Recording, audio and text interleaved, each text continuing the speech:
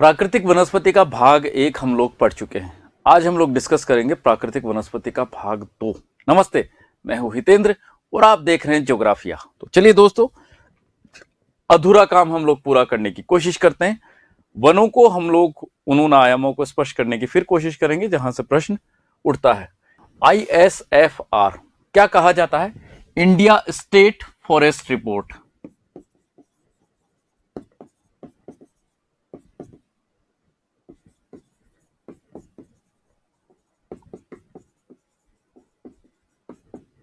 India state of forest report यानी Bharat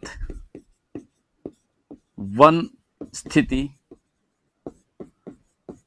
report, ये इसका पूरा नाम है। स्टेट का मतलब राज्य नहीं है, यहाँ पे स्टेट का मतलब स्थिति। ठीक है, तो वनों की क्या स्थिति है? ये एक सर्वे होता है प्रत्येक 2 साल में। उस सर्वे के बिहाफ पर एक रिपोर्ट जारी होती है जिसको हम लोग वन रिपोर्ट के नाम से जानते हैं।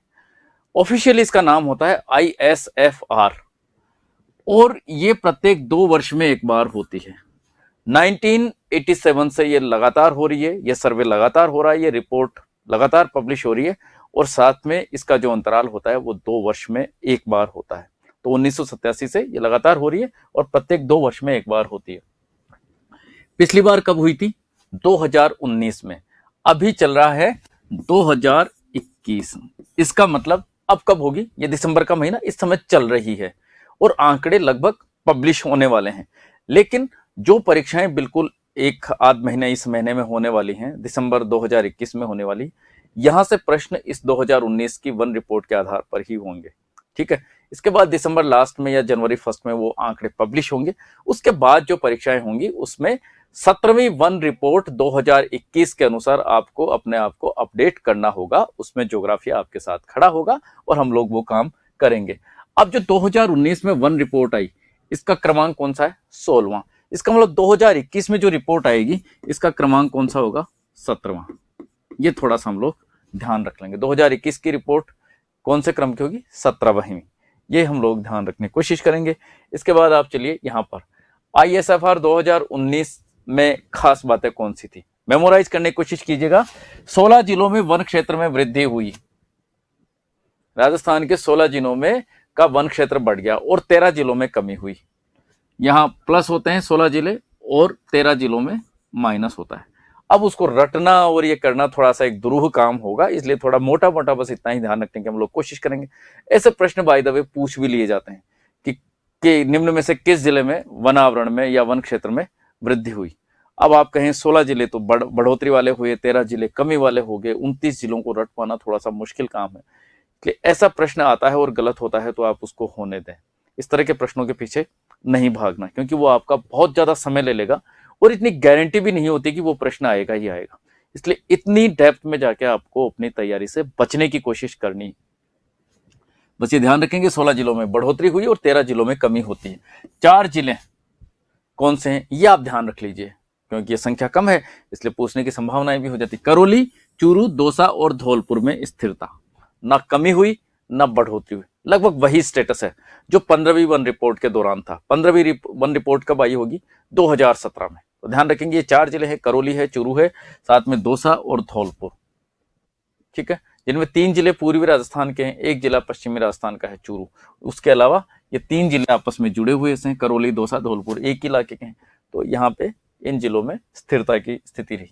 इसमें कौन सा ये जो सर्वे किया जाता है इसमें एक उपग्रह की मदद ली जाती है और उस उपग्रह का नाम क्या है? Resource set 2। ये आपको याद रखना है, रिसोर्स सेट 2। इस उपग्रह को आप लोग याद रखने की कोशिश कीजिए, ये नाम ये बहुत जरूरी होता है। अब 2 टर्म आप लोग याद करेंगे, नंबर 1 और नंबर 2। एक होता है वनावरण, एक होता है वृक्षावरण। ये पारिभाषिक शब्द है, थोड़ा सा आप समझ लीजिए वनावरण क्या चीज है और वृक्षावरण क्या चीज है। तो वनावरण में 2 चीजें आप लोगों को देखनी है। कौन सी? पहली, ये 2 शर्तें इसमें हैं। एक तो ये कि वो जमीन 1 हेक्टेयर से ज्यादा हो, उसी की हम लोग बात करेंगे। 1 हेक्टेयर से ज्यादा क्षेत्रफल वाली भूमि जिसमें ट्री कैनोपी डेंसिटी यानी वृक्ष छत्र घनत्व 10% से अधिक हो। नहीं समझ में आया होगा? भाषा शब्दावली काफी क्लिष्ट लगी होगी, उदाहरण से समझिए। सपोज कीजिए कि आपके पास 1 हेक्टेयर से ज्यादा भूमि उदाहरण ले लेते हैं कि आपके पास 10 हेक्टेयर भूमि है। ये पहली शर्त तो ये पूरी हो गई। 1 हेक्टेयर से ज्यादा होनी चाहिए तो 10 हेक्टेयर है जमीन, 2 हेक्टेयर भी हो, 3 हेक्टेयर, कुल मिला के 1 हेक्टेयर से ज्यादा जमीन हो तो हमने 10 हेक्टेयर का उदाहरण लिया। फिर क्या है, वृक्ष छत्र घनत्व 10% से अधिक हो। इस 10 हेक्टेयर का 10% कितना होगा, 1 हेक्टेयर। यानी इसमें कम से कम इतना पेड़ पौधा होना चाहिए जिसकी छाया या उसकी जो छाया का घनत्व है, जिसकी जो छाया बनेगी वो कम से कम 10% यानी 1 हेक्टेयर में पहुंचे। तो 10 हेक्टेयर के मामले में ये इस वाली भूमि को हम वनावरण की संज्ञा देंगे, हमेशा 1 हेक्टेयर नहीं 10%। अब यदि ये भूमि 20% होती तो कम से कम 2 हेक्टेयर में इतना होना चाहिए था। ये भूमि 5 हेक्टेयर होती तो फिर 10% कितना होगा, लगभग आधा हेक्टेयर। इस तरह से आप लोग 10% कैलकुलेट कीजिए। तो इस 10% भूमि पर इतने, कम से कम 10% भूमि पर इतने पेड़ पौधे हों कि उनका जो क्षेत्रफल है, उनकी जो छाया का घनत्व है वो 1 हेक्टेयर का क्षेत्रफल बना दे, उसको हम वनावरण के नाम से जानेंगे। फिर दूसरी चीज है वृक्षावरण। वृक्षावरण को किस नाम से जानेंगे, कैसे समझेंगे वृक्षावरण क्या चीज है? इसमें भी 2 शर्तें। पहली शर्त क्या, 1 हेक्टेयर से कम क्षेत्रफल वाली भूमि। पहली शर्त, जमीन 1 हेक्टेयर से ज्यादा होगी, 1 हेक्टेयर या उससे ज्यादा होगी तो वो किस में आएगी, वनावरण में। ठीक है। और अब क्या बात हुई, 1 हेक्टेयर से कम क्षेत्रफल वाली भूमि, पहली शर्त। और दूसरी शर्त क्या, वो वन या वो इलाका अभिलेखित वनों से बाहर का हो। एक रिकॉर्डेड फॉरेस्ट एरिया होता है, वनों के लिए चिन्हित, उससे बाहर के वृक्ष होने चाहिए, वो उसमें शामिल नहीं होने चाहिए। उसको हम वृक्षावरण के नाम से जानते हैं। वृक्षावरण, रिकॉर्डेड फॉरेस्ट एरिया से बाहर के वृक्ष। अब देखिए राजस्थान में कुल वृक्षावरण कितना है, 8112 वर्ग किलोमीटर क्षेत्र में। और जो संपूर्ण राज्य का जो क्षेत्रफल है कितना है, 3,42,239 वर्ग किलोमीटर। उस संपूर्ण क्षेत्र, भौगोलिक क्षेत्रफल का ये 2.37% है वृक्षावरण। कितना परसेंट वृक्षावरण है राजस्थान में, 2.37%। क्षेत्रफल कितना है, 8112 वर्ग किलोमीटर। एक और खास बात, 154 वर्ग किलोमीटर की कमी आई है, किस में आई है, वृक्षावरण में, यानी वृक्षावरण कम हुआ है। अब बात कर लेते हैं वनावरण की। तो राजस्थान में कुल वनावरण कितना है दोस्तों, राजस्थान में कुल वनावरण है 16,630 वर्ग किलोमीटर। ये 29.51 है, आप इसको राउंड ऑफ कर दीजिए, 16,630 वर्ग किलोमीटर राज्य के कुल क्षेत्रफल का 4.86%, 4.86%। इसका मतलब वनावरण ज्यादा है और वृक्षावरण कम है। अब देखिए, अब आपको थोड़ा सा ये दिक्कत होगी कि कौन बढ़ा और कौन घटा, फिर आप लोगों को कंफ्यूजन होगा। तो ध्यान रखेंगे, वनावरण ज्यादा है और वृक्षावरण कम है। जो कम है उसमें कमी हुई 154 वर्ग किलोमीटर की, और जो ज्यादा है यानी वनावरण उसमें वृद्धि हुई लगभग 57.5 वर्ग किलोमीटर की। आप याद रख लीजिए, वनावरण ज्यादा है उसमें वृद्धि हो गई, वृक्षावरण कम है उसमें कमी हो गई। ये 2 फैक्ट आप लोगों को याद रखने। ठीक है। अब देख लिए कुल वन क्षेत्र कितना है। तो कुल वन क्षेत्र का कंसेप्ट क्या है, उसके कैसे हम समझेंगे, क्या अवधारणा उसकी, वनावरण प्लस वृक्षावरण, ये दोनों मिलाकर के कुल वन क्षेत्र बनता है। दोनों को आप मिला दीजिए तो ये कितना हो जाता है, 24,742। ये कैसे हुआ, ये इन दोनों का योग है, 8,112 और 16,629 का दोनों का योग है कुल वन क्षेत्र। ये कितना हो गया, 24,742 वर्ग किलोमीटर। ये राज्य के संपूर्ण भौगोलिक क्षेत्रफल 3,42,239 वर्ग किलोमीटर का कितना परसेंट है, 7.23%। राज्य का कुल वन क्षेत्र का प्रतिशत कितना है, 7.23%। अब आइए आप झाड़ियों में। ये जो झाड़ियां हैं ये वनों से बाहर मानी जाती हैं, वनों से बाहर, इनको वनों में शामिल नहीं किया जाता। कौन, झाड़ियां। इनका क्षेत्रफल कितना, 4,760 वर्ग किलोमीटर और प्रतिशत कितना, मात्र 1.39%। इसको थोड़ा ध्यान रखने की कोशिश करेंगे। अब आ गया ये वनावरण को 3 भागों में बांटा जाता है। वनावरण को वर्गीकरण कितने भागों में किया जाता है, 3 भागों में। 3 क्या क्या है, अति सघन, वेरी डेंस फॉरेस्ट, बहुत ज्यादा सघन, जहां ज्यादा बारिश होगी वहां सघनता बहुत ज्यादा होगी। ये सघनता से तात्पर्य ये इतने ज्यादा सघन पेड़ पौधे होंगे कि वहां जो वृक्ष छत्र घनत्व वो 70% से अधिक हो। मतलब एक तरह से सूरज की किरणें उस इलाके में शायद धरती को स्पर्श ना कर पाए, धरती तक ना पहुंच पाए, इतने सघन पेड़ पौधे हों। तो ट्री कैनोपी डेंसिटी, वृक्ष क्षेत्र घनत्व कितना होगा? 70% से अधिक उस भूमि पर। फिर होता है मॉडरेट, मध्यम सघन, यहां पर वृक्ष क्षेत्र घनत्व कितना होगा? 40 से 70%।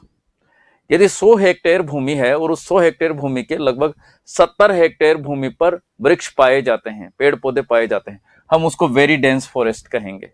यदि उस 100 हेक्टेयर भूमि के लगभग 50, 46, 55, 57, 65 हेक्टेयर क्षेत्रफल पर यदि पेड़ पौधे पाए जाते हैं, हम उसको मध्यम सघन वनों के अंतर्गत रखेंगे। और एक होता है खुला वन, ओपन फॉरेस्ट, जिसमें 100 हेक्टेयर भूमि में सपोज करिए कि 15 हेक्टेयर के आसपास पेड़ पौधे हैं, इसका मतलब उसको खुला वन कहेंगे। ना वो मध्यम में आएगा, ना वो अति सघन में। ये सीधी सादी इनकी परिभाषा है, इनको समझेंगे इस तरह से, ठीक है। अब अति सघन वन राजस्थान में कितना है? बहुत कम, 77.81। कितना? 70% से अधिक ट्री कैनोपी डेंसिटी होगी, ये बहुत मुश्किल है। तो ये इलाका बहुत कम पाया जाता है, 77.81, 78% मान लीजिए, इसको राउंड ऑफ कर दीजिए। और मध्यम सघन कितना होता है? 1 माफ कीजिए, ये 77.81% नहीं था दोस्तों, ये वर्ग किलोमीटर है, वर्ग किमी। प्रतिशत कितना है? 0.02%, 0.02%। और फिर मध्यम सघन वन कितना है? 4342 वर्ग किलोमीटर, और इसका प्रतिशत कितना हो जाता है? 1.25% के आसपास, 1.27%, ठीक है। अब उसके बाद हम लोग बात करते हैं खुला वन, ओपन फॉरेस्ट कितना है? ओपन फॉरेस्ट, इसका क्षेत्रफल थोड़ा सा बढ़ जाता है, 12,210 वर्ग किलोमीटर, यानी लगभग 3.5% का, 3.57% के आसपास। ये होता है खुला वन क्षेत्र। इसको थोड़ा सा हम लोग ध्यान रखने की कोशिश करेंगे। खुला वन क्षेत्र, ये टोटल मिला के कितना हो गया? 77.81, 4,342 और 12,210 को यदि हम प्लस करते हैं तो ये हो जाता है 16,630 वर्ग किलोमीटर क्षेत्रफल पर कुल वनावरण पाया जाता है। ये बात हम लोग देखेंगे। ये पिछली स्लाइड में, पिछली पीपीटी में हमने जो देखा था, ये योग, ये 3 तरह से इसको हम लोग देख पा रहे हैं। कोष्टक में दिया गया प्रतिशत राज्य के कुल क्षेत्रफल 3,42,239 वर्ग किलोमीटर में से परिकलित किया गया है। ओपन फॉरेस्ट कितना परसेंट है राज्य के संपूर्ण भौगोलिक क्षेत्रफल में से? 3.57%, ठीक है। और कुल वनावरण कितना है? 4.86%। मध्यम सघन वन कितना है? 1.27%। और सघन वन कितना है? अति सघन वन कितना है? 0.02%। अब देखिए हम थोड़ा सा ISFR का थोड़ा सा विवेचन और देख लेते हैं। राज्य के कुल क्षेत्रफल के सापेक्ष कितने वन हैं? कुल क्षेत्रफल के सापेक्ष टोटल वन कितना है? 9.57%। यहां से अमूमन प्रश्न पूछा जाता है, 9.57%। आपको थोड़ा सा कंफ्यूजन भी होगा।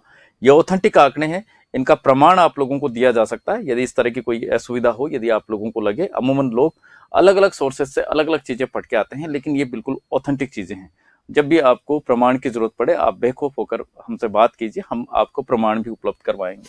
राज्य में कुल अभिलेखित वन क्षेत्र, अभिलेखित का मतलब रिकॉर्डेड, राज्य सरकार के सरकारी आंकड़ों के अनुसार ये कितना है? 32,737 वर्ग किलोमीटर। राज्य का क्षेत्रफल है 3,42,239 वर्ग किलोमीटर। इस संपूर्ण भौगोलिक क्षेत्रफल में से कुल वन कितने हैं? 9.57%। ये क्षेत्रफल कितना हो जाता है? 32,737 वर्ग किलोमीटर। ये 32,737 क्या है? अभी हमने थोड़ी देर पहले बात की थी वनावरण और वृक्षावरण की, कुल वन क्षेत्र की। अब ये अभिलेखित वनों की दृष्टि से यदि प्रश्न होता है तो आपका जवाब होता है 32,737 और 9.57%। 2017 के सापेक्ष वनावरण में कितनी वृद्धि हुई? 57.5 वर्ग किलोमीटर की हम लोग बात कर चुके हैं।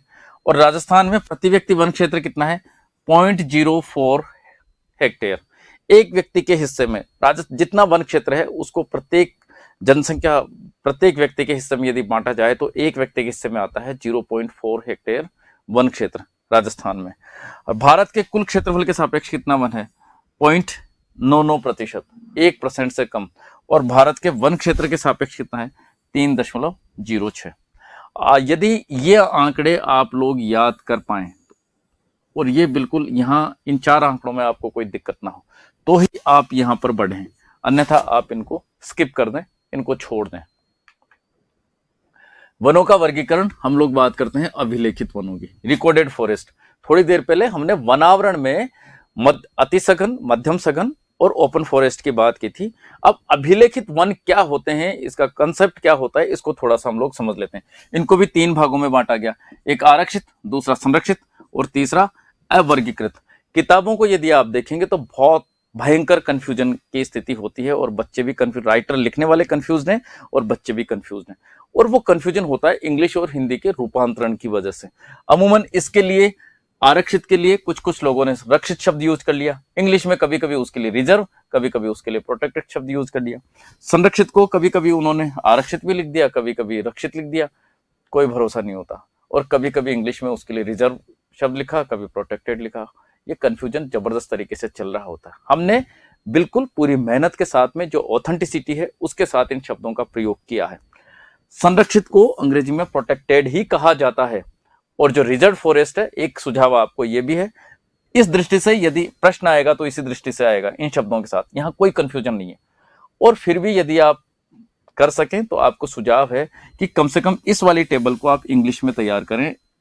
आप आरक्षित की जगह रिजर्व याद रखें और संरक्षित की जगह प्रोटेक्टेड याद रखें। अवर्गीकृत कोई दिक्कत नहीं, कंफ्यूजन यहीं पे होगा आरक्षित और संरक्षित में, ठीक है। वैसे भी हम जो जातीय आरक्षण देते हैं उसको हम लोग नाम देते हैं रिजर्वेशन का, यह हम सबको याद है। तो इस आरक्षित से आप लोग रिजर्वेशन से रिजर्व शब्द को याद रखें, तो प्रोटेक्टेड अपने आप संरक्षित हो जाएगा। ये बात आपको अपनी स्मृति में रखनी है। अब देखिए आरक्षित वन क्षेत्र कितना है राजस्थान में, 38.11% 38% मान लीजिए, और इसका क्षेत्रफल कितना है 12,475 वर्ग किलोमीटर। खास बात क्या है, किन वनों को हम लोग आरक्षित वन के नाम से जाने, तो ईंधन कटाई और पशुचारण पूर्णतः प्रतिबंधित होता है, नहीं जा सकते आप, पशुओं को नहीं चरा सकते आप, ईंधन भी वहां से नहीं ला सकते, पूर्णतः प्रतिबंधित, गैर कानूनी है। बाकायदा एक्ट बनाकर इसको प्रतिबंधित किया गया है, इसको दंडनीय अपराध बनाया गया है, ठीक है। उसके बाद होता है संरक्षित, थोड़ी सी शिथिलता दे दी, थोड़ी सी शिथिलता, और थोड़ी सी शिथिलता का मतलब सीमित अवधि के लिए ईंधन और पशुचारण की सीमित छूट। वहां सूखी हुई टहनियां पड़ी हैं तो आप उठा के ला सकते हैं निश्चित समय पर, हमेशा नहीं, ठीक है। पशुओं को एक निश्चित एरिया में यदि पत्ते वगैरह वहां ऑलरेडी पड़े हुए हैं, नीचे हैं, तो आप उनको चराई करवा के ला सकते हैं, लेकिन आप किसी औजार का प्रयोग वहां पर नहीं कर सकते। इसको हम कहते हैं संरक्षित या प्रोटेक्टेड। इसका क्षेत्रफल कितना है 18,217 वर्ग किलोमीटर, और क्षेत्रफल कितना 55.64%। और यहीं पर आपका कॉम्पिटिशन का प्रश्न तैयार हो जाता है। तो राजस्थान में सर्वाधिक वन, भौगोलिक वर्गीकरण के अनुसार तो सबसे सर्वाधिक वन कौन से थे, धोकड़ा वन, जिनका प्रतिशत 58 के आसपास था। और दूसरा, अभिलेखित वनों की दृष्टि से सर्वाधिक वन कौन से हैं, संरक्षित वन, इनका प्रतिशत कितना है 55.64%। और न्यूनतम वन कौन से हैं, अवर्गीकृत वन, इनका प्रतिशत कितना, लगभग 6.25%। ये देखिए, ये अप्रतिबंधित हैं, अप्रतिबंधित। इसमें वो वन क्षेत्र है, ये वो भूमि है जो है तो वनों के दायरे में, भूमि उपयोग उसका वनों की तरह है, लेकिन उसको सरकार ने भी आरक्षित या संरक्षित की श्रेणी में नहीं रखा है। वहां कोई किसी प्रकार का प्रतिबंधक नहीं है, आप उसकी टहनी काट लें, आप वहां से पत्ते ले सकते हैं, उसमें कोई दंडनीय अपराध जैसी स्थितियां नहीं होती।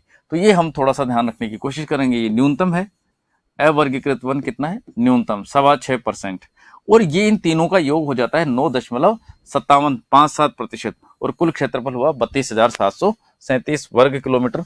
आंकड़े 16वीं वन रिपोर्ट 2019 पर आधारित हैं। कई लोग इसका खंडन करते हैं, कुछ एक गाइड मार्केट में चल रही हैं और वहां पर इनसे ताल्लुक नहीं रखा जाता, लेकिन हम भारत सरकार द्वारा जो प्रकाशित वन रिपोर्ट है उसके आधार पर ये आंकड़े आपके सामने पेश कर पा रहे हैं। अब ये होता है कि आरक्षित और संरक्षित वन कहां से आ जाता है, तो भाई साहब आपने अभयारण्यों को खूब पढ़ा है, राष्ट्रीय उद्यानों को खूब पढ़ा है। ये जो इलाका होता है ये इन आरक्षित और संरक्षित क्षेत्रों में से ही होता है। यहाँ पूरी तरह से प्रतिबंधन होता है, और यदि आप इन नियमों को तोड़ते हैं तो आप दंडनीय अपराध के भागी बनते हैं। इसके बाद हम लोग बात करते हैं जिलों के भौगोलिक क्षेत्र में अधिकतम वन प्रतिशत। किसी जिले का जितना क्षेत्रफल है, उस क्षेत्रफल के कॉन्टेक्स्ट में, उसके संदर्भ में उस जिले के कितनी प्रतिशत भूमि पर वन पाया जाता है। उदयपुर का जितना भी क्षेत्रफल है उसके लगभग 23% भूभाग पर 23.51% भूभाग पर वन पाए जाते हैं और इस प्रकार प्रतिशत की दृष्टि से उदयपुर नंबर 1 होता है। उदयपुर से कुछ ही पॉइंटों में बहुत कम अंतर के साथ में प्रतापगढ़ नंबर 2 पे होता है। ये देखिए, ये 23.51 है और प्रतापगढ़ 23.33 है, लेकिन अंतर तो अंतर होता है। 0.19 अंकों की कमी के साथ प्रतापगढ़ दूसरे नंबर पर आ जाता है। ये प्रतापगढ़ है और ये 23.33% के साथ प्रतापगढ़ का नंबर हो जाता है दूसरा प्रतिशत की दृष्टि से। प्रतिशत हो सकता है आपको ना पूछे, आप एक सांस में इनको रट जाइए। उदयपुर, प्रतापगढ़, सिरोही, करौली। उदयपुर, प्रतापगढ़, सिरोही और करौली। तीसरा नंबर सिरोही का होता है और चौथा क्रमांक होता है इस करौली का। ये चौथे नंबर पे है और तीसरे नंबर पर आपका होता है ये सिरोही। ये 3 और ये 4, ये थोड़ा हम लोग ध्यान रख लेंगे। उसके बाद हम बात करते हैं न्यूनतम 1%। फिर 4 जिले आप लोगों को देखने, आपको याद करना है जोधपुर को, चूरू को, नागौर को और साथ में बीकानेर, जैसलमेर को। तो सबसे पहले हम लोग देखेंगे ये जोधपुर, और ये कितना, आधा प्रतिशत से भी कम, 0.47%। ये फर्स्ट है। कम 1% के मामले में नंबर 1 कौन सा है, जोधपुर। अब इसके अलावा जो 3, 4, 5 जिले हैं ये थोड़े थोड़े बढ़ते हुए क्रम में होंगे। जैसे चूरू है, चूरू में थोड़ा सा बढ़ गया है, ये चूरू है और ये 0.59% हो गया है। उसके बाद नागौर 0.83 हो गया है, 0.83। बीकानेर और जैसलमेर की स्थितियां लगभग बराबर सी हैं, 0.85 जैसलमेर और 0.85 बीकानेर। तो इसी क्रम में आप इसको याद कर लीजिए। जोधपुर और चूरू को विशेष ध्यान रखिए, नंबर 1 जोधपुर और नंबर 2 पे चूरू। क्या बात हो रही है, न्यूनतम 1%। जोधपुर का जितना क्षेत्रफल है उसके केवल आधा प्रतिशत से भी कम भूभाग पर वन पाए जाते हैं। इस दृष्टि से यह बाजी मार लेता है कम वनों के मामले में। अब एक प्रश्न इस तरह से होता है, सर्वाधिक वन क्षेत्रफल वाले जिले, जिस जिले में कितने भूभाग पर वन पाया जाता है। अभी बात हो रही थी प्रतिशत पे, उस जिले का जितना क्षेत्रफल था उस क्षेत्रफल में जितने भूभाग पर वन पाया जाता था, वनों का क्षेत्रफल देख लिया और जिले का क्षेत्रफल देख लिया, उस वन क्षेत्रफल को जिले के क्षेत्रफल से परसेंटेज निकाल ली, वो था 1%। अब क्या है, एक्चुअल फिगर, वास्तविक आंकड़ा। यह है वास्तविक आंकड़े की दृष्टि से, ये कोई प्रतिशत वाला मसला नहीं है, वास्तविक आंकड़ा। यानी उदयपुर के 2758 वर्ग किलोमीटर भूभाग पर वन पाया जाता है, इसको हम सर्वाधिक वन क्षेत्रफल वाला जिला कहेंगे।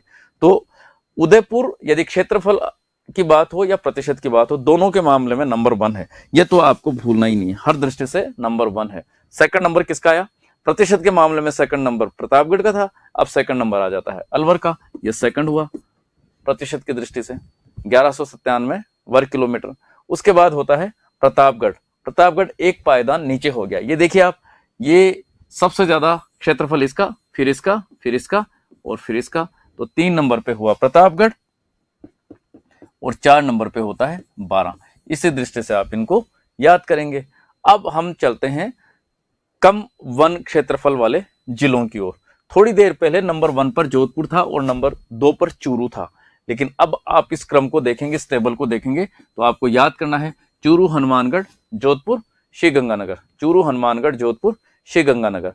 चूरू का 82 वर्ग किलोमीटर, हनुमानगढ़ में 90, जोधपुर में 108 और श्रीगंगानगर में 113। इस दृष्टि से चूरू नंबर 1 होता है, हनुमानगढ़ नंबर 2 होता है, जोधपुर नंबर 3 होता है और श्रीगंगानगर नंबर 4 पे होता है, जहां कम क्षेत्रफल वाले, जहां न्यूनतम वन क्षेत्रफल वाले जिलों का यह क्रम होता है, चूरू, हनुमानगढ़। वनावरण में सर्वाधिक वृद्धि, आप केवल बाड़मेर को ध्यान रख लीजिए। और इसको यदि आप देखेंगे तो देखिए, जब हम वर्षा को पढ़ रहे थे, जलवायु को पढ़ रहे थे और वर्षा ऋतु को जब हम लोग डिस्कस कर रहे थे, तो एक फैक्ट आप लोगों के सामने हमने बोला था। वो क्या फैक्ट था कि मरुस्थलीय प्रदेश में वर्षा की मात्रा में थोड़ी बढ़ोतरी देखी जा रही है, जो एवरेज बारिश होती है उसकी तुलना में थोड़ी ज्यादा बढ़ोतरी देखी जा रही है। मेवाड़ का क्षेत्र ज्यादा बारिश वाला इलाका है, लेकिन वहां मेवाड़ी क्षेत्र में कम बारिश दर्ज की जा रही है। चीजें एक दूसरे को प्रभावित करती हैं और ये फैक्ट आपको यहां भी नजर आता है। मरुस्थलीय क्षेत्र में बारिश में बढ़ोतरी हो रही है, तो दोस्तों यहां पर वन क्षेत्र में भी बढ़ोतरी देखी जा रही है। अब इसके कई कारण हो सकते हैं। देखिए, एक तो इंदिरा गांधी नहर काफी आगे तक पहुंच गई और उसकी वजह से सिंचाई की सुविधाएं मिलती हैं, इंदिरा नहर। दूसरा सरदार सरोवर नहर, तो नर्मदा नहर,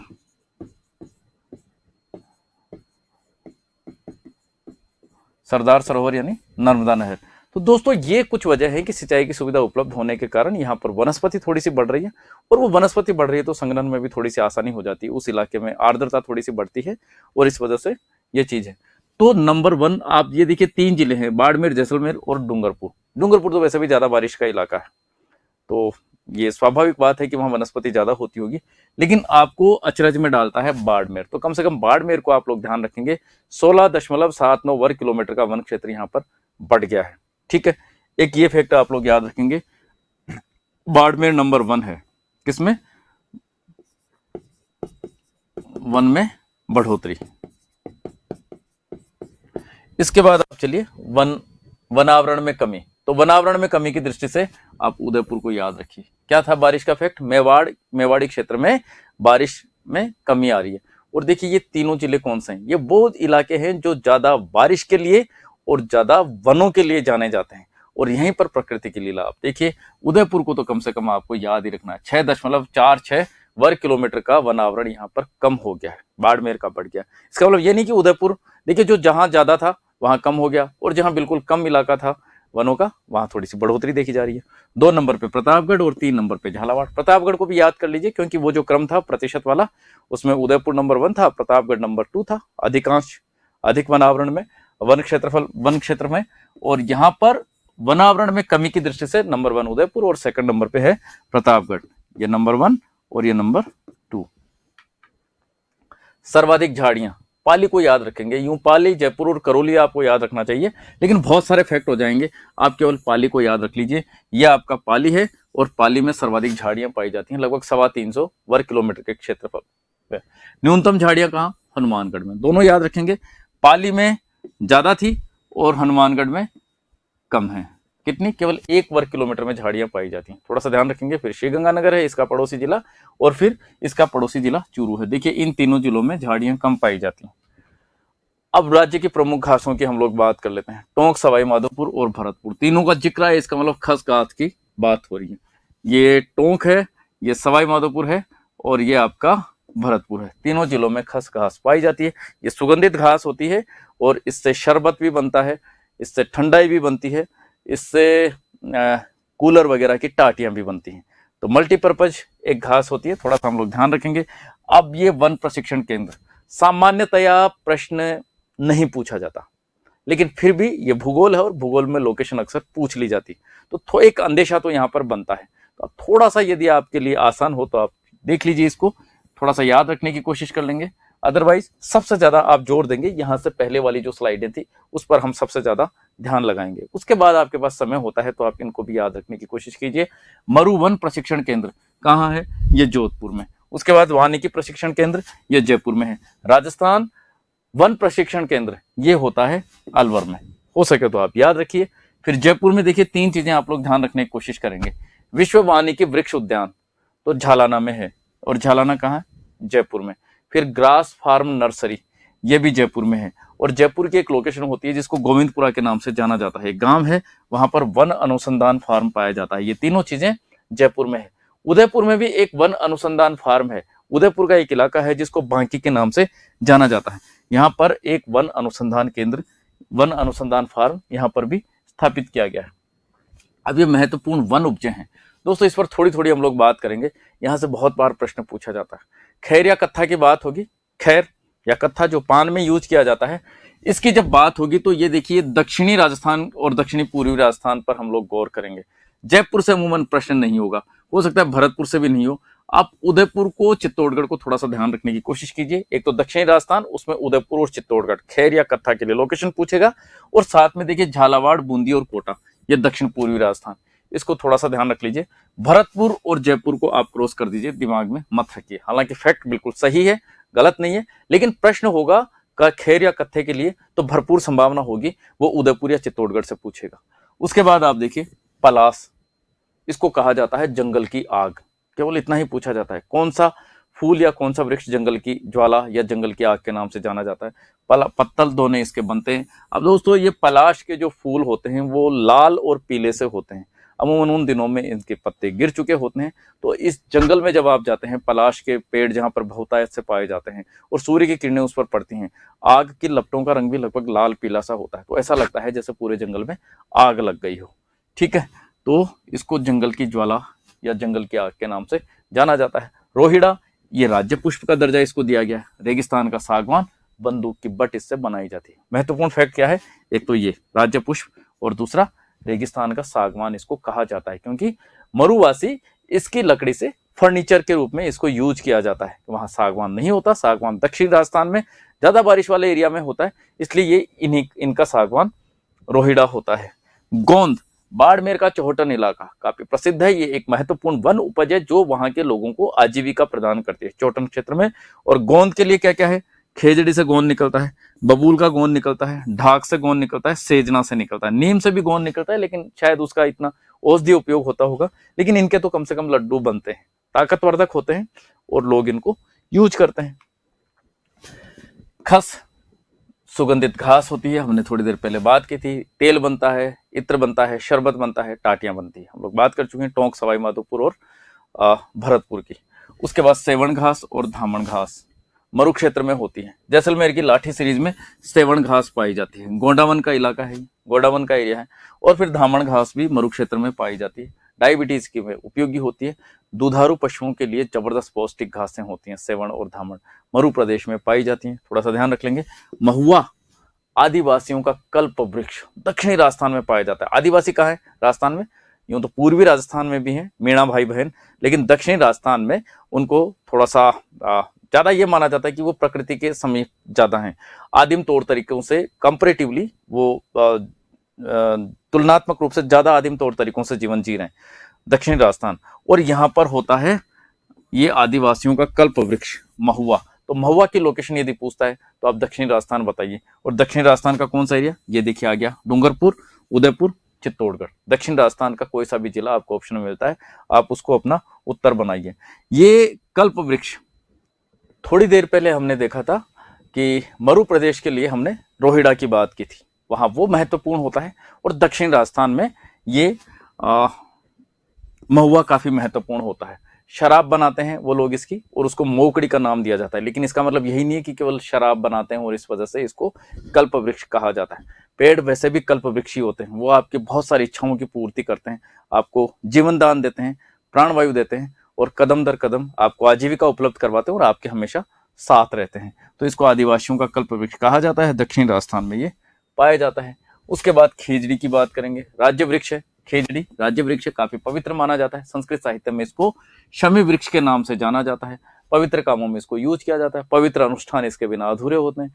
जो पवित्र होम यज्ञ या जो अनुष्ठान हम लोग करते हैं उसमें जांटी की लकड़ी या शमी वृक्ष की लकड़ी का बहुत योगदान होता है। इसको जांटी भी कहा जाता है, इसको सीमलो भी कहा जाता है। इसके फल को क्या कहते हैं, सांगरी, कैर सांगरी की सब्जी हम लोगों ने खूब खाई है। राजस्थान और मरुस्थल का कल्प वृक्ष इसको कहा जाता है। राजस्थान और मरुस्थल का कल्प वृक्ष खेजड़ी, आदिवासियों का कल्प वृक्ष महुआ। ठीक है, अब बांस की बात आती है। बांस एक प्रतिबंधित श्रेणी का वृक्ष माना जाता रहा है, लेकिन पिछले कुछ वर्षों में घरेलू उपज के रूप में इससे लाभ हम लोग कमा सके, इसलिए इसको घास श्रेणी में डाल दिया गया है। घास श्रेणी में कहाँ पाया जाता है, ज्यादा बारिश के इलाकों में। ज्यादा बारिश कहाँ होती है, बांसवाड़ा, उदयपुर, चित्तौड़गढ़, सिरोही और भरतपुर। लेकिन कम से कम ये जिले आप लोग ध्यान रखने की कोशिश करेंगे जो पहले लिखे हुए, बांसवाड़ा, उदयपुर, चित्तौड़गढ़ वगैरह। घास श्रेणी से ये एक महत्वपूर्ण वन उपज बन गई है। पिछले कुछ वर्षों में संशोधन कर बांस को घास श्रेणी में डाल दिया गया। बहुत सारा इसका उपयोग होता है, झोंपड़ी, टोकरी, चारपाई वगैरह इससे बनती है, कागज बनता है, फर्नीचर बनता है। उसके बाद हम लोग बात करते हैं धोकड़ा की। ये ईंधन के रूप में काम आता है और वन क्षेत्र के 58% पर इसका योगदान होता है राजस्थान में। सागवान दक्षिणी राजस्थान, बांसवाड़ा को ध्यान रखेंगे, डूंगरपुर को ध्यान रखेंगे, उदयपुर को ध्यान रखेंगे। इमारती लकड़ी इससे बनती है, फर्नीचर इससे बनता है। ये तेंदू पत्ता देख लीजिए, बीड़ी बनती है इससे। लघु वन उपज के नाम से इसको जाना जाता है, कई बार प्रश्न पूछा गया। और इसके लोकेशन का झालावाड़, बारां, कोटा, चित्तौड़गढ़, बांसवाड़ा और उदयपुर। तो देखिए खैर और कत्था के लिए भी दक्षिणी और दक्षिणी पूर्वी राजस्थान, खैर और कत्था के लिए, और साथ में तेंदू पत्ता के लिए भी लगभग वही एरिया आता है, खैर या कत्था और साथ में तेंदू पत्ता, लगभग वही जिले हैं। झालावाड़, बारां, कोटा, चित्तौड़गढ़, बांसवाड़ा, उदयपुर, लगभग लगभग वही एरिया है। तो ध्यान रखने की कोशिश करेंगे, खैरिया कत्था की बात हो या तेंदुपत्ता की बात हो, हम लोग दक्षिण और दक्षिणी पूर्वी राजस्थान के जिलों को ऑप्शन में ढूंढने की कोशिश करेंगे। उसके बाद आप देखिए चंदन सुगंधित लकड़ी मिलती है राजस्थान में एकमात्र जगह हल्दीघाटी दर्रा, जहां पर कुछ मात्रा में इसके वृक्ष पाए जाते हैं। राज्य में नई वन व पर्यावरण नीति की घोषणा कब की गई? ग्रेड फर्स्ट 2010 में ये प्रश्न पूछा गया। 2010 इसका सही जवाब होता है और ये आपका उत्तर बनता है 18 फरवरी 2010 को। याद कीजिए, लगभग 2 बार इस प्रश्न को पूछा जा चुका है। तो चलिए दोस्तों, इस उम्मीद के साथ कि दी गई जानकारी से आप लोग लाभ कमा पाएंगे और ये जुनून आप लोगों को मिलेगा, ये विश्वास, आत्मविश्वास आप लोगों को मिलेगा कि यहाँ से संबंधित जो भी प्रश्न होंगे वो ठीक ठीक आप लोग कर आएंगे। चलिए फिर मिलेंगे नए वीडियो लेक्चर के साथ में, तब तक के लिए नमस्कार, धन्यवाद।